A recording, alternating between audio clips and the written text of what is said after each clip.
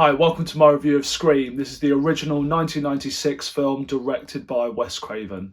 And this story is about a group of teenagers that are being stalked by this horror movie obsessed serial killer known as Ghostface. So this is going to be a review series. I'm going to be going through all of the Scream films, getting my thoughts out there on them, leading up to the release of the new Scream 6 that we're getting next month. I think just seeing all of those trailers recently and all the new posters that we've had has started just to get me really excited about going to see the new film. It's going to be the first one I've ever seen on release day at the cinema, which is really cool. And yeah, I love an excuse to go back and revisit all the Screams at any chance I get. So I thought, now that I'm doing this movie reviewing channel, I thought this would be a great time to go back over them and get all of my thoughts out there on these movies. And the Scream franchise is one I'm a huge fan of. The original film, it's probably my favourite horror film of all time and one of my favourite films of all time. I absolutely love this movie to death, and I have a load of fun with all of the sequels. So I'm rather excited to get into these movies again. So let's get talking about Scream. So obviously this has come from director Wes Craven, which most people will probably know him for this movie and also the original Nightmare on Elm Street. And you know, Nightmare on Elm Street is a film I love as well. I have so much fun with Elm Street. It's a very, very creative horror film. But I do think when you watch this and Elm Street back to back, you can definitely tell that Scream was a progression in his career. I think it's a far better made film. It's more clever. It's a far tighter film. When you look at the two of them, and for me, Scream is easily the best film that Wes Craven ever made. And I think it was probably just the team up between him and Kevin Williamson who wrote the script for this. You know, coming at a time when you came out of the late 80s where, you know, slasher movies had just been done to absolute death by then. Every idea had been done. They were getting really tired. You know, if you look back to those later Halloween and Nightmare on Elm Street films, like, wow, they were really bad. They were really, really bad. So after there kind of being that little break in the early 90s from slasher films, suddenly we had Wes Craven coming out with Scream, which just it rejuvenated the genre, to be honest, finding funny ways to kind of reference horror within it. And for whatever reason, it just worked so well. And obviously it got so many people back into it, which is why I'm guessing that every movie in the late 90s basically feels exactly like Scream, which is quite funny when you go back to them. But yeah, for me, Wes Craven, this was 100% his best movie that he ever made. First thing I really want to get into about Scream is just how phenomenal the opening scene of this film is. You know, especially when you saw that first poster there ever was for Scream with just Drew Barrymore on the front cover, and just the fact that you thought she was going to be the character that you'd be following throughout all of Scream, and then she's killed before even the opening credits come out.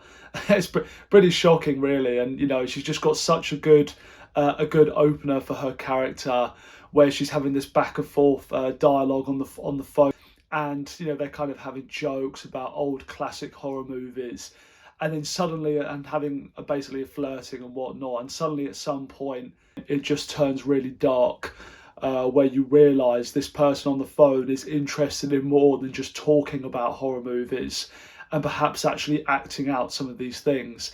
And the way it kind of plays out is that it just suddenly hits that something comes through the window when he kind of insinuates that he might be outside the house. And even to this day watching it, it is so intense. Just this whole scene from when he first throws that chair through the door, and then everything starts to kick off, and it turns out he's got her boyfriend strapped up by the pool outside. It's all pretty crazy.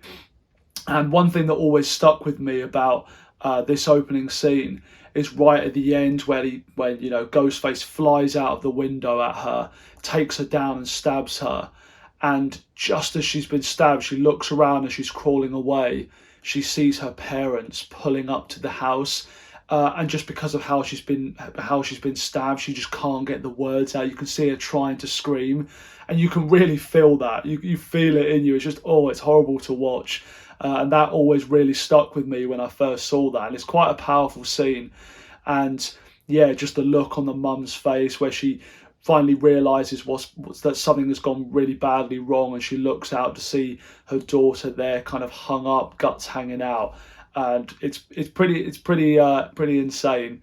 And then just, boom, opening credits of the film. I mean, what an opening though to this movie. Yeah, it's my favorite horror opening of all time. So, it's the perfect way to hook you in, because there's so many horror films and movies in general where they can have those slow starts, and I'm much more a fan of really a film that grabs you just straight away, finds an effective way that isn't cheap to really grab you early on. And Scream is just one of the best examples ever of that. And I just love the costume they have and the costume design we have for Ghostface. I kind of like the fact that it has something a little bit goofy about it. Just the way it looks when you first see it, it kind of looks kind of funny in a way as well. But just when you start seeing how, disturbed this character is and what they're doing, it kind of gives a new edge to the mask and the overall outfit. I think because it has that slightly funny look about it, it just makes it all the more disturbing. That scene where you first see Drew Barrymore looking up as she goes to take the mask off, obviously off screen so we can't see. But when she first sees that mask and just the look of it, it just stays with you. It's such an effective design. And yeah, I just love everything about that. I think one of the things that makes Scream just so entertaining is just we have all of these perfectly written characters. Sidney Prescott, Courtney Cox as Gail Weathers, and all of their group of friends. They're just such a brilliant, they have such a brilliant dynamic between them. Lots of funny moments, lots of fun, sharp, snappy dialogue, and something about all of it just really works. I love Sidney Prescott, the main character that we follow throughout this franchise. And I think one of the things that makes her work so well is how they establish early on that she's quite a flawed character. They tell us, not that they go into it too much in this first film, but they elaborate back to a point where her mother was killed in another murder. She was raped and murdered, and the circumstances surrounding the case are a bit suspicious. And that's what Courtney Cox's character is playing. She's this writer that is kind of telling the story and basically made a case for why the person that Sidney Prescott accuses the killer isn't actually. And you can tell throughout this that Sidney is obviously in a bit of denial about this situation. There's certain elements to the story that that she doesn't want to believe certain things about her mum. And that these things have had impacts on her all the way through to today, where she has these intimacy issues and can't properly get close with her boyfriend because of all of these, unfixed issues that she has relating to her mother's death.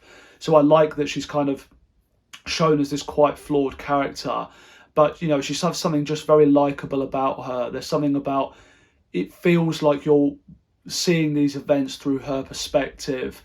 And especially at the end when everything gets really chaotic and she has to really rise to the occasion.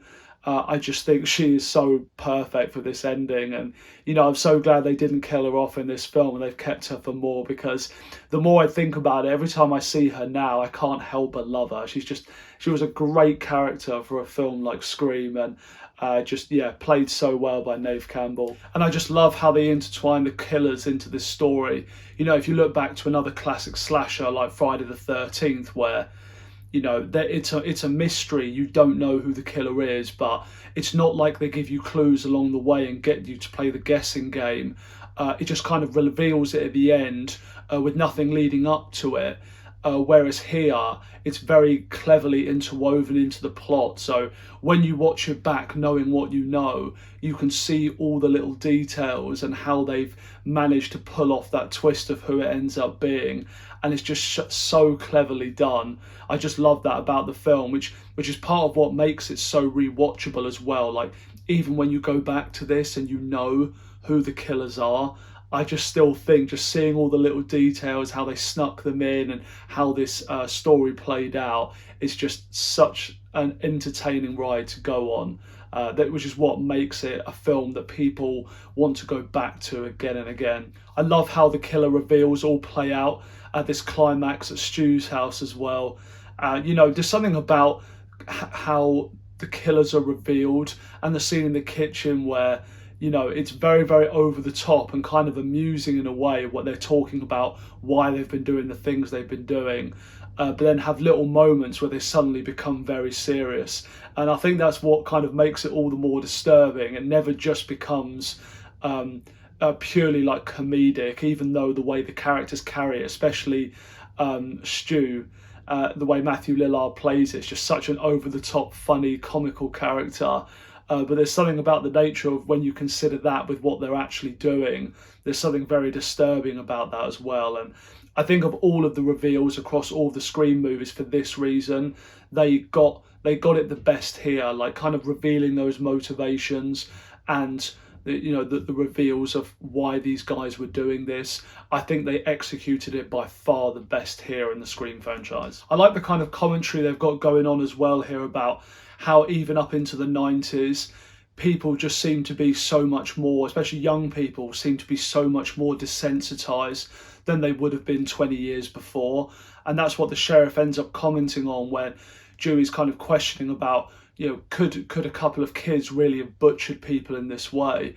And he has a line saying something like, you know, 20 years ago, this would never have even been a consideration, that this would be two young people in school that would do something like this. But given the times today and how unpredictable and the crazy things that people will do now, you have no idea. And they kind of play on this throughout the film, like you have the scene in the school with the pranks where, despite the fact some of their classmates have just been murdered, you've got these guys running around in masks trying to scare everybody just days after, you know, they've had people that they've known in their classes who have been gutted, and they're doing these kind of jokes, which just shows how desensitized they are to a situation like this.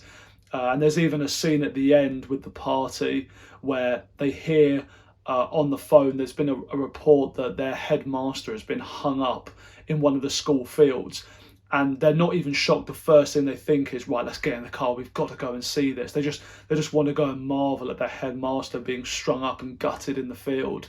And there's just something quite disturbing about that, you know, just the way that they kind of show that over the years, the way people become more desensitized. Something I love about Scream as well is I feel like it just brought more mainstream audiences around to horror.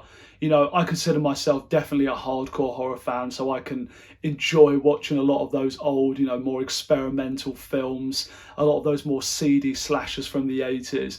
I can definitely get enjoyment out of them, but I can understand why people who aren't into horror, they would never be brought around by films like that.